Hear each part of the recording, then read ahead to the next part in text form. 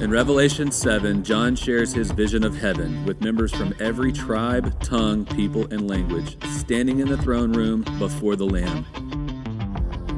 Yet today, there are still over 7,000 unreached people groups around the world.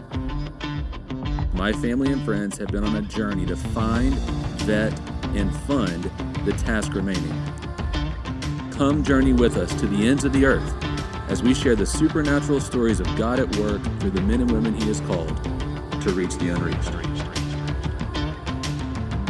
Over the past several seasons of the Unreached podcast, we have come across men and women who are carving out unique and creative pathways to fulfill the Great Commission.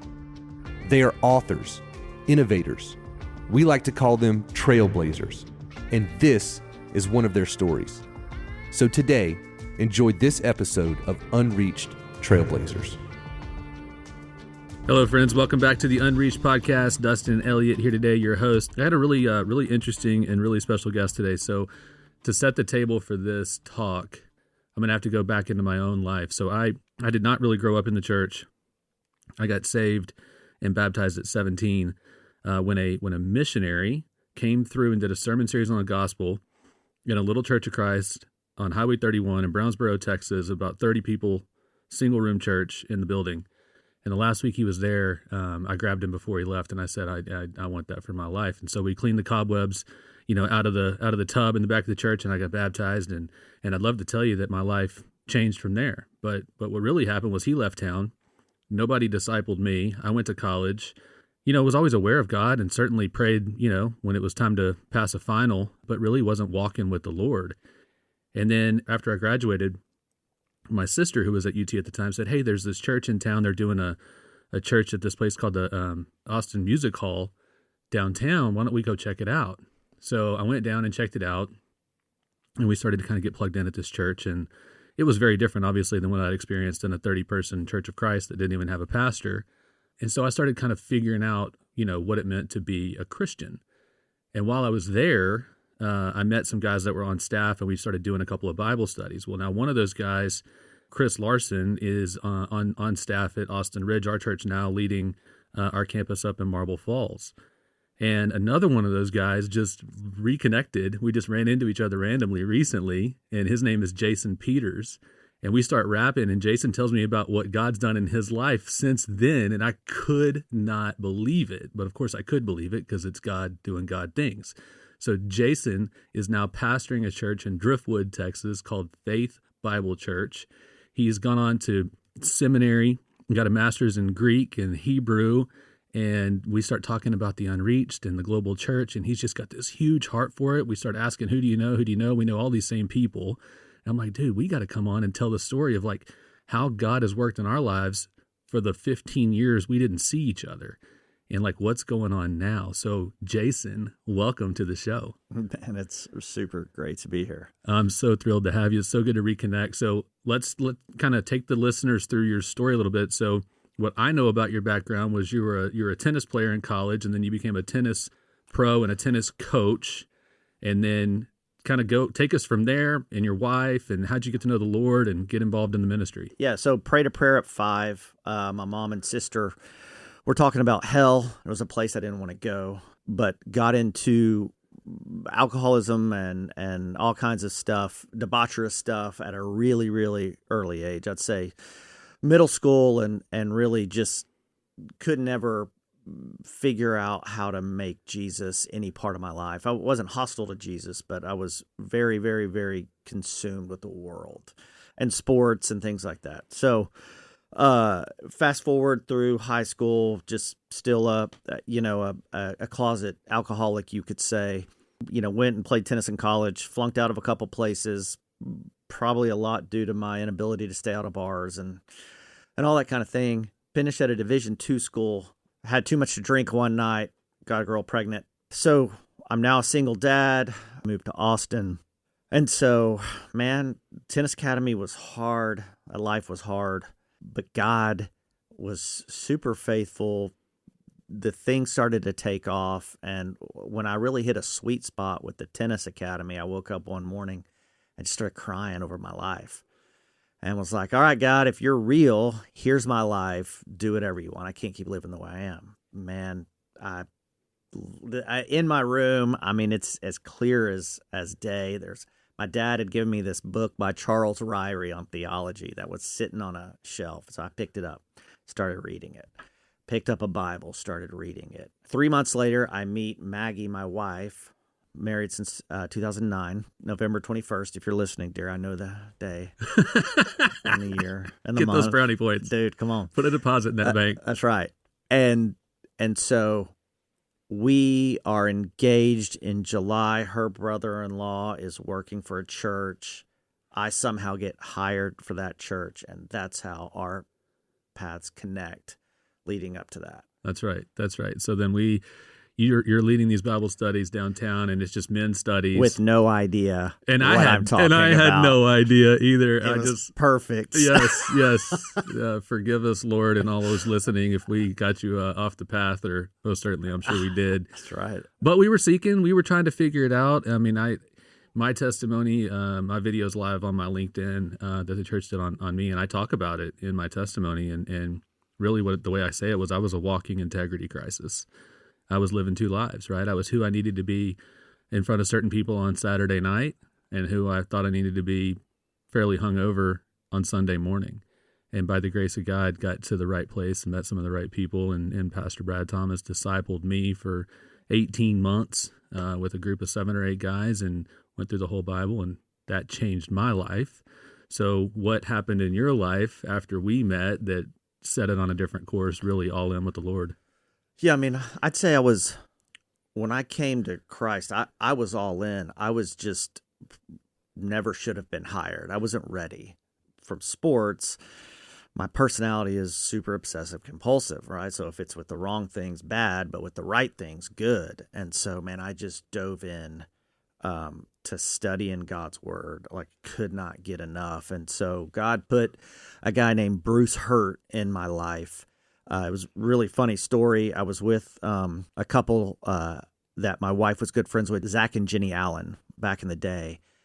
And I was at their house, and I'm reading the Bible on the phone while I'm supposed to be hanging out with everybody. And Zach was like, dude, you seem kind of like a Bible nut. I got a guy for you. Show up at his house at 6 a.m. on whatever day. I'm like, okay, like I'm in, dude, I'm in. And so I get there, and they're in Daniel 9. And so I walk in to Bruce's house, and he hands me a packet of cross references. And I'm green. Yeah. I have no idea. And I'm like, what is this? I mean, I have no context for any of this. So I just sit there, try not to be too red-faced because I have no idea what's going on. But man, Bruce Hurt is one of the most amazing godly men that I have ever met and know to this day. And he took me under his wing. He bought me Logos Bible software with a computer loaded. He taught me how to study the Bible way before any of the academic stuff, but he also just modeled Jesus for me. So that God had just captured me at that point. It was kind of off to the races. And that was in like your early 30s? Yeah, that was 32, 33. Okay. Mm-hmm. That's about the same time for me in my lifeline. I think that's important for the listeners to hear, right? These testimonies are all so different. You know, we have people on the show that grew up as a missionary kid and knew the Lord from the time they came out. And I love that. That's a great, faithful testimony. And then we have people that didn't get it right for a long time. And then, you know, it gives you a different level of empathy and understanding for other people that God brings into your life. Yeah, it's interesting with my background in a pastoral role, especially, is I have so much street cred with non or nominal believers. And there used to be, till I got all the acronyms, there used to be so much skepticism from those inside the church of like, really? Yeah. Your right. life doesn't look like the way I envision a pastor's life, like your past. Yeah. But you're right. I mean, God uses all of our stories in a brilliant, redemptive way. And my story has allowed me to connect with a whole lot of people and share the gospel. And so you start getting into the Word and studying the Word, and then something clicked, and you were like, you know what, I want to be taught this more effectively. So you decided to go to seminary and in your 30s, and kind of tell us how you got there? What was that like? And how'd you get this heart for languages? So you've got a real thing. I remember seeing you at a coffee shop years ago, and you were sitting there and you were writing characters down on a notepad, and I was like, well, I don't even recognize those characters. Yeah. You were learning Greek and Hebrew. Tell me about that. Yeah. So when you get into ministry and you're divorced, the first thing that the churches that, especially conservative Bible churches, they want to know, why were you divorced? Why do you think you have grounds to be in ministry? And of course, that's a whole nother, conversation at some point. But what kept happening is people kept making appeals to the original languages. You don't know the original languages. Did you know that the word blah, fiste me or something like that means to, or apaluo, send away or reject or whatever. And so I got so sick of hearing it. I'm like, I'm going to learn Greek myself because I'm tired of writing something and like, here's why I should be allowed to be in ministry. And then it's always, well, what do the scholars say? Blah, blah, blah. And so the way I'm wired is that did not sit well with me. And so my parents growing up took us to churches that all the Dallas Seminary faculty were pastoring because we lived in Dallas. Mm-hmm. So the only place I knew of was Dallas Seminary. So I get on there to enroll, of course, and Maggie and I are like barely scraping by, and I look at how much it costs, and no offense to Dallas Seminary, I love you guys, but I was like, there's no way I can afford this. So I found the cheapest seminary that had Dallas grads and just enrolled. Mm-hmm. Yeah, I think it was like $200 an hour or something. Non-accredited, but none of that world that's so important to certain people I cared about. I just needed the information. So got in, did a degree in theology, and then jumped into Greek. And after that, it was like, it's just Hebrew. So I actually taught myself Hebrew because I started to figure out how languages work. And then I tested out of the MDiv part. I just took the test to get the MDiv. This is totally normal, right? Just for the listeners, everybody's just thinking, oh yeah, that's what I would do. I just decided one day to teach myself Hebrew. Once I understood that how similarities in language and all that kind of stuff, then Hebrew actually is not. It's the only thing that's difficult is figuring out the verbs. Okay, the verbs are wacky. Yeah, they are they're wacky. But just as far as education goes, so I'm also planting churches, helping plant churches, doing different kinds of ministry, but really feel called to preach and teach. And so starting to try to get reps, not very successfully, in churches that I'm kind of tagging along, either my brother-in-law or just wherever God is moving Maggie and I. But as far as the academic side, yeah. So I sat on those 3 degrees. An old friend of mine that had discipled me, their Greek professor was retiring. They knew I had a master's in Greek. Said, "Hey, will you come and teach Greek? We want someone young in the seminary as well."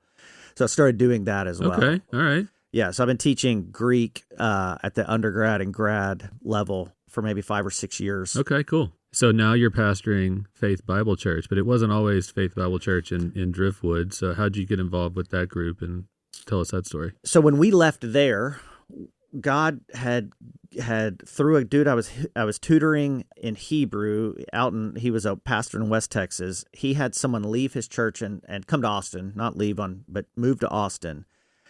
And I was talking to him about a situation I was in, and he somehow or another, they were looking for a pastor, got my number, called me, and it was like perfect fit. So we show up, and honestly, this thing looks like a crack house. I mean, it's 3 old educational buildings. They're separated. My wife is I won't say terrified. Yeah, got it. So that's the space I preach a sermon there, and it's just the most loving people I've ever been around in my life, right? So God calls us there, sell the building a year later. COVID hits, all that stuff happens. We rent space for a year. It was really, really, really hard. Yeah, super tight. Yeah, like people are leaving. We're doing a 4:00 service time. It's just we're about ready to give up. I'm about ready to go do something else. Go full time with the seminary, do something.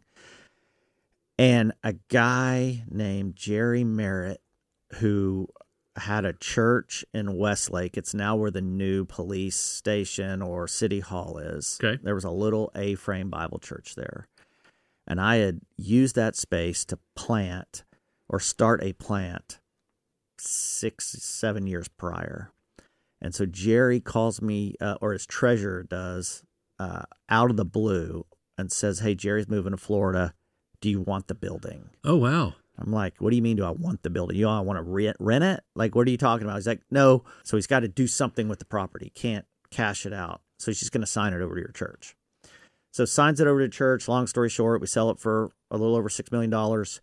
That's how we got to Driftwood. Come on. So one thing, when that happened, one thing that God had put on my heart was don't go where Christ is being named. Don't go. Let's say Paul, Romans 15, right?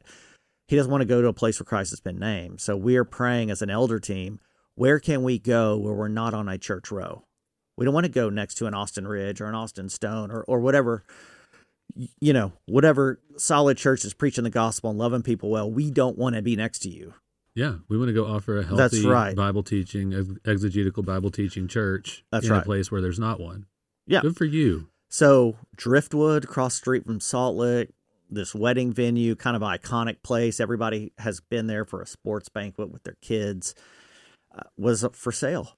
So we bought it, remodeled it into a church. It was like 10,000 square foot of chandeliers and concrete and tin roofs.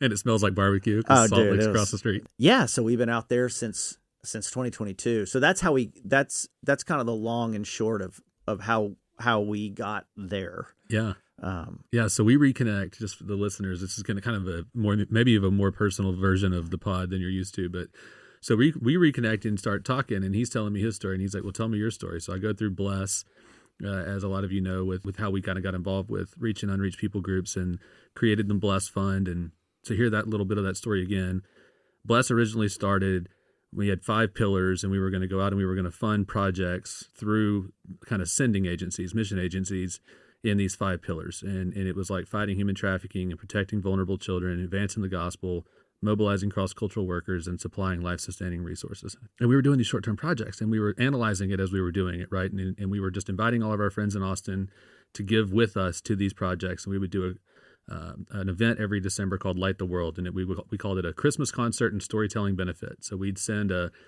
team with some cameras overseas to wherever the project was going to be, and we would film, like a 5-minute documentary, and then we would play Christmas songs, and we would show the documentaries, and then we'd say, "All right, who wants to help support this?" That's essentially how it went down. And year 1 we raised like $600,000, and year 2 we raised $1.2 million, and year 3 we raised $2.3 million, and since then we've been raising $3+ million a year. And just giving it all away. And so as we started learning kind of what this work was about, we kind of started to recognize that like short-term mission trips or these short-term projects in Jesus' name, these are good, but to do a project and leave maybe isn't good. It's not necessarily reaching an unreached people group. It's not planting a healthy indigenous-led disciple-making church in that people group and then leaving them with the Bible translated in their heart language. And God really put it on our heart, like, you need to finish this work when you engage in a work in a certain part of the world. So we created the portfolio and started adopting people groups. So through our time with a lot of agencies, we selected Pioneers, Ethnos 360, and GSI as our kind of 3 main partners. And then we went out and we built a portfolio initially of about 22 UPGs. We wanted to have UPGs from every other world major religion because we wanted to take our people through what it was like and the differences, to reach someone with a Hindu background versus a Muslim background versus a tribal background versus a Buddhist background, et cetera, right? So as we build this out, Austin Ridge had supported us the whole time, and Ridge as a church adopted 5 in the portfolio. And so now we take our body at Ridge through this on Mission Sundays, a couple times a year. And then, of course, everyone that's real involved in missions is deeply praying for it and engaging and being involved with the missionaries and the workers, et cetera. And so as this kind of develops, we start to say, okay, well, who else could sponsor a people group, right? Like wealthy families and companies and different things like that. But, churches would be a great option to sponsor a people group and take their body through. And so then, as God would do it, he reintroduces us, and I tell you the story, and you're like, well, we want one. We want to do this. I want to help my body think more globally, think more Great Commission, because your heart really broke for it, as mine did, just in different paths. And here we are today. So tell us your heart for this work and how you're going about this with your church. I came to the conclusion that we get so focused on local missional living that we have forgotten that the Great Commission is to all nations. Mm-hmm. And honestly, if we're just being super candid and honest, we use that includes your neighbor across the street as kind of a rescuing device to not really go all in with trying to get the gospel to every nook and cranny of this globe, which is what we're called to do. It's not an either or, it's a both and. And so some things that when I did my Doctor of Ministry in linguistics, well, it was because I had been introduced to the Bible translation community through a guy that still mentors me in linguistics named, Dr. Steve Runge. He's a big name in this little niche market. And so just really with the linguistic skill set I have and rubbing shoulders with PhDs in linguistics, a lot of them working for Wycliffe Bible translators, and just hearing what it actually takes to get a source language into a target language and all the benefits of teaching people to read and all those kinds of things. It's just a no-brainer. If we want Christ to be Lord in every square inch of this world we live in, for this movement to be really front and center of churches. I mean, just in my humble opinion, like taking people along the journey of seeing a group of people that come to know Christ and need a Bible, get a Bible in their heart language is one of the most satisfying and God-glorifying endeavors I think we could participate in, because that's literally his last words. I mean, some of Jesus's last actual words are Matthew 28:19-20. We know that, and Acts 1:8, right, which dovetail into each other. Like, go make disciples, and I'm going to give you the Spirit so you can go do it. Everywhere. That's right. Everywhere. That's right. And so I was in a conversation with somebody, and they were just talking about, asking me, because I do, on the side, I train global pastors in just preaching and teaching basic theology stuff. And they're like, man, you really have a heart for the global church. You should talk to this guy, and his name's Dustin Elliott. I'll try to introduce. I'm like, I know that guy, and I had the only thing that I had remembered is that, former church days. Yeah. And so I did run into you in a Starbucks, and like your life had changed, which honestly was amazing, but we didn't really talk. And so because I didn't understand the words you were writing on the paper. What is this guy doing over here? Well, I probably didn't understand him either. So like I send this kind of anxious email of like, hey, Dustin, remember me? Do you think maybe sometime we could have a conversation? I hear you're super involved with unreached people groups. And so, of course, you graciously respond, and we, jump on a Zoom call and then start, talking back and forth and know the same people and all that kind of stuff. So now we're full circle doing this. So we connected you with Margaret Gibson. Yes. Who's our director at Bless, and I think y'all had lunch. Yeah, fantastic lunch. She's super sharp.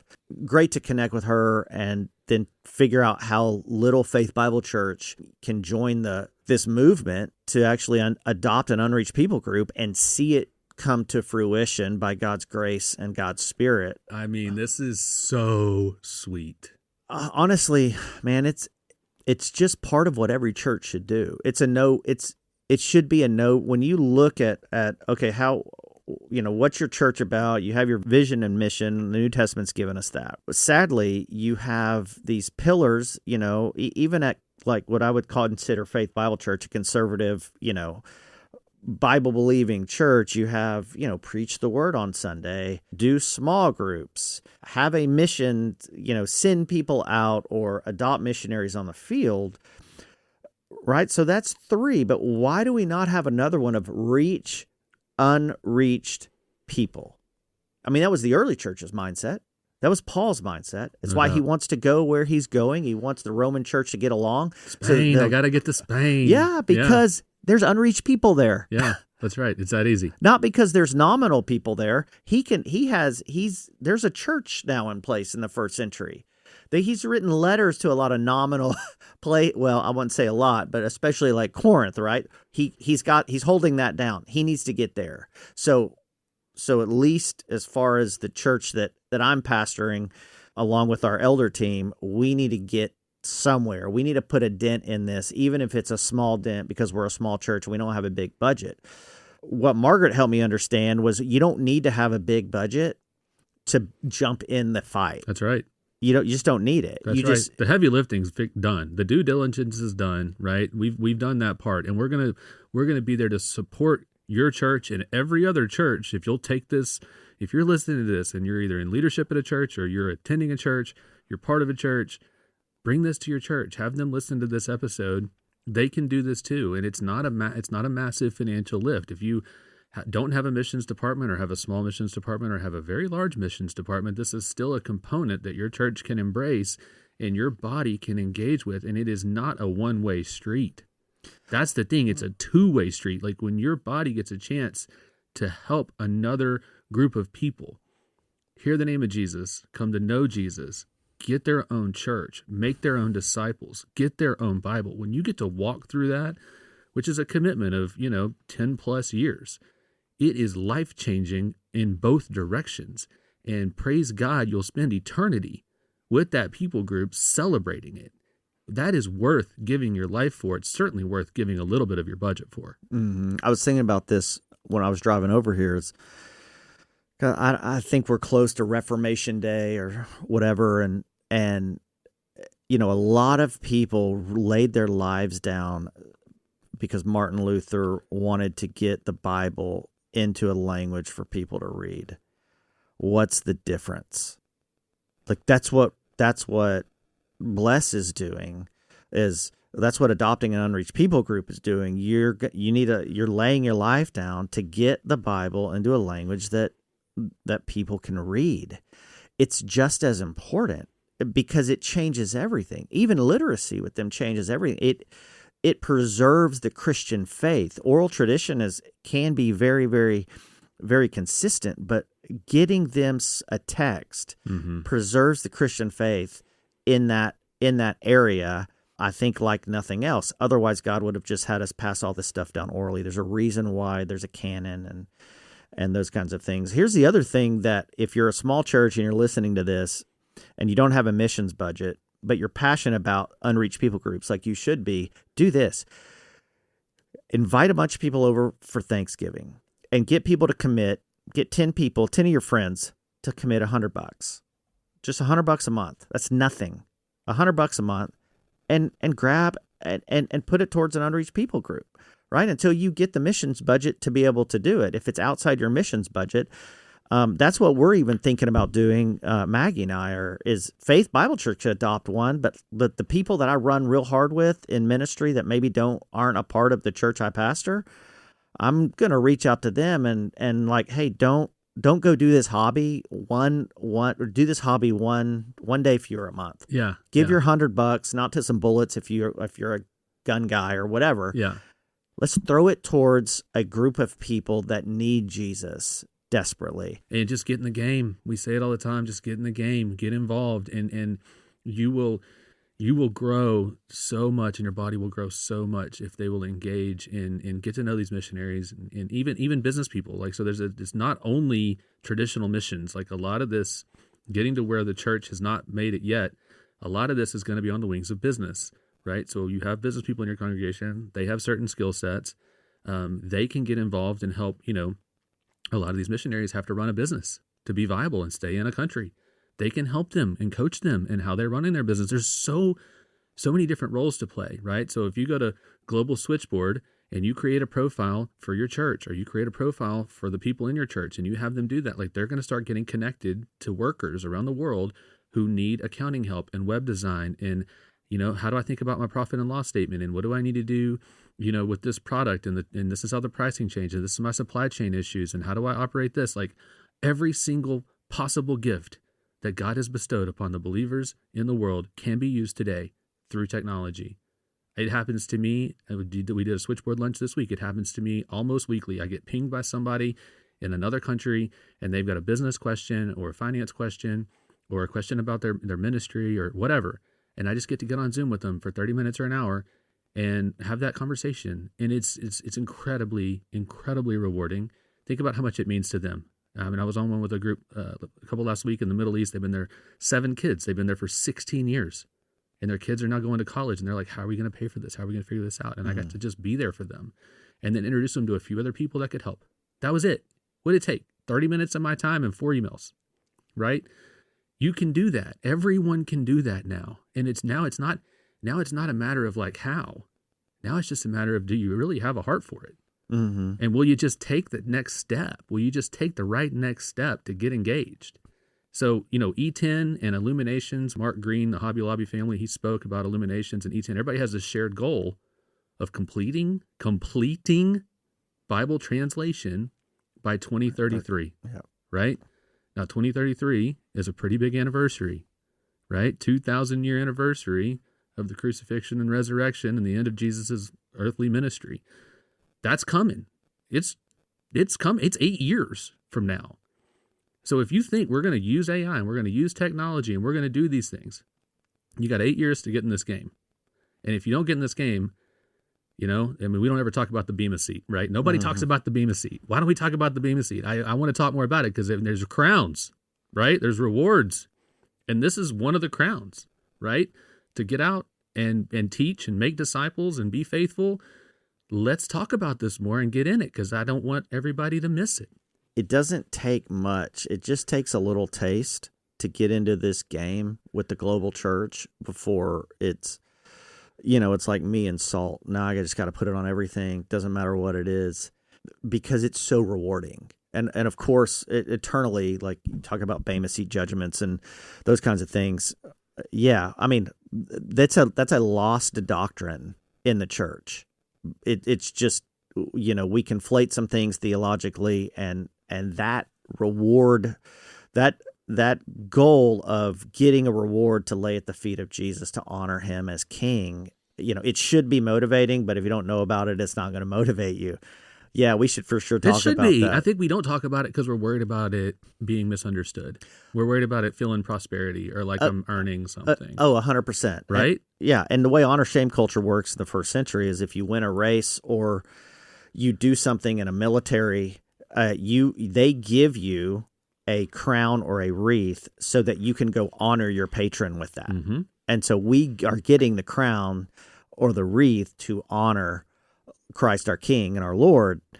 That there's nothing prosperity in that. I mean, it's just a misunderstanding. Totally. We were watching Ben-Hur last night with my kids, and my daughter's 6, and she sees Judah Ben-Hur get the crown after he wins the race with the horses, and the whole thing happens. And I'm like, what do you think about crowns like in heaven? And she's like, what do you mean, Dad? And so I opened it up and I read it to her. I'm like, the crown of righteousness, the crown of glory, and the other ones. And she's like, I can get a crown from Jesus. Yeah, but like for Jesus, honey. And she's like, wow, which one do you think I'll get? What a cool conversation to have with your kid, right? Because I mean, she's 6 and she's like a little princess mode, right? Crowns are everything now, right? Already. Oh, yeah. But crowns should be everything. And they're just never talked about. I'm preaching through Luke, and there are some places in Luke where if you don't have this theological grid of a Bema seat, you're going to turn the gospel into a works righteousness activity because there are rewards to get. And you can either say they are to prove your justification or they are for you're in the sanctification process that then you will get to lay at the feet of Jesus. And those are two very different gospels. Mm-hmm. So this is a difficult issue for people because of how it feels in our modern, hyper individualistic society of, oh, I get this. Yeah. But it's so important because it keeps the purity of the gospel, at least in my humble opinion, it keeps that intact. Yeah, like the second half of James 2, right? Faith and good works. Obviously, that's been taken way out of context in a lot of ways. Not the exact same theological doctrine, right? But related. 100%, because dikaiosune or dikaiō, that's the verb form, is used in different ways. So we take Pauline theology, and we cover James with Pauline theology, and then look at righteousness language in James as if we're looking at Romans 1 through 5, and then we get all confused. But James is a really good Jew, so he knows tzedek, the Hebrew word for righteousness. He understands that it's also relational, covenantal, and vindication language. And so, yes, your works vindicate your faith, right? But your works have nothing to do with proving your justification. I mean, think about that. That's a slippery slope to go down. We become fruit inspectors, and either we get super insecure or we get super arrogant. Pick your poison. Let's talk about your buddy in Papua New Guinea for a second that has the Samaritan aircraft. Maybe bridge that into why you have a relationship with Ethnos 360 and how that's probably who you're going to partner with. Yeah, so I got asked to play in this dumb game called pickleball. You're a tennis guy. You're probably good at it. Well, I don't know about that. But anyways, this dude shows up. He's from out of town. He's looking to play a game. And then we're out in the parking lot, and he said something about church to somebody or something. So we struck up a conversation. And so I find out his Mark Palm, and he's the CEO or the founder and CEO. I can't remember what his role is now, of Samaritan Aviation. This dude is nuts. So he flies float planes, whatever those are, onto and lands on rivers in Papua New Guinea. I think he's been doing this for 20 or 25 years, and does medical missions and shares the gospel. Just amazing ministry. Just like, he's just crushing it. Talk about crowns. This dude's going to have a U-Haul storage full of crowns, right? He has flown medical missions for people that the crab trees are ministering to. That's right. Yeah, so that's how they know each other.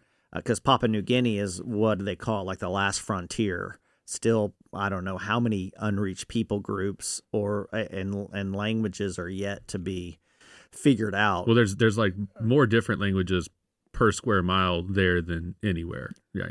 That's right. That's right. So we support Mark as a church. He's been here a few times. Everybody seems connected with Ethnos 360, especially with Papua New Guinea. Yeah. So for the seminary I'm at also has a great relationship with Ethnos. It's a no-brainer for us. We're going to have we'll be at a conference or hosting a conference at Ethnos in Florida next year as well. Awesome. So they're smart, they're savvy, they get how to do language stuff, they're humble, they use great minds in Bible translation, especially SIL or now Dallas International. Absolutely. So we've had leadership at Ethnos on for a pod. We've had several of the on-the-ground missionaries on the podcast as well, and obviously one of our key partners. And so as you were thinking about what people group you would partner with your church, you were like, hey, because of our existing relationship and appreciation and affection for what they're doing, we're going to pick one with them, right? That's the goal right now. So I did, like I said earlier, I train a lot of global pastors. So my buddy Russell Rana in Bangladesh, I asked him about unreached groups in Bangladesh, and he sent me back an email with like details on 6 different groups close to him. And so now I'm dreaming a little bit, so I'm still want to go the Ethnos route, but Russell's my boy. Good. This dude is the Bangladeshi Apostle Paul. He is like just running hard. Good. And so if there's a way to eventually help him with, maybe I do that as a side hustle. Great. Well, I'm interested. Let's talk about it. Yeah, let's do it. Let's talk about it. I he's love the that. real deal. I love that. So as we always do on the pod, we love for the guests to pray for the listeners. Jason, with his linguistic studies, wants to bless us with the Lord's Prayer in Koine Greek, or if you're a Greek nerd, you know that the pronunciation system stuff is changing. It would actually be Kune now if you're depending on who you study under, but we'll just go Koine because that's old school people. So he'll give us the Lord's Prayer, and then he's going to pray just his own, what the Holy Spirit's got on his heart for us today as well. So take it away, brother. Absolutely. Pateremon oin tius urenius. Ayas theto to onomosu. El theto e vasiliasu. Yene theto to thalemasu. Osin urano ke epies. To artone monton epiusion 12,000 semeron, que afesemin ta ophilemata emon que os que emis afecamen tius opheletes emon que me isen enkes emas is pirasmon ala ruse emas apotu poneru. Our Father, who is in heaven, set your name apart. Bring your kingdom. Cause your will to be done, as in heaven, also upon earth. Give us this day our daily bread, and forgive us our debts, as we also have forgiven those indebted to us. And don't let us be brought into temptation. Instead, rescue us from the evil one. Amen. Thank you for listening to Unreached.